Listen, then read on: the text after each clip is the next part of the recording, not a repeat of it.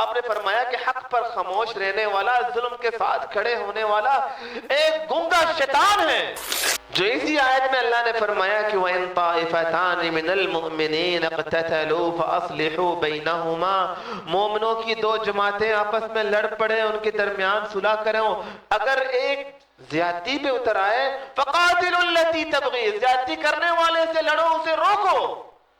حَتَّى تَفِيَ إِلَىٰ أَمْرِ اللَّهِ۔ انصاف یہ ہے کہ ظالم کو ظلم سے روکنا بھی انصاف ہے، ظالم کے ساتھ کھڑے ہونا یہ ظلم ہے۔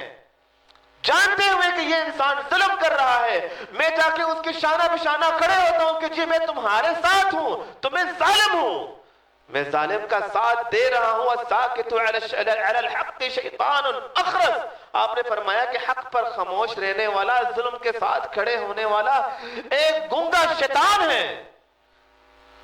میرا حق بنتا ہے کہ میں اسے روکوں، جتنا ہو سکتا ہے اپنے ہاتھ سے روکوں، نہیں تو زبان سے روکوں، نہیں تو میں سائیڈ میں ہو جاؤں، اپنے دل سے اس چیز کو برا سمجھوں، اس کے ساتھ میرا کھڑا ہونا، میرا ظلم میں اس کا ساتھ دینا ہے، جو کہ ایک مومن پہ بالکل نہیں جچتا۔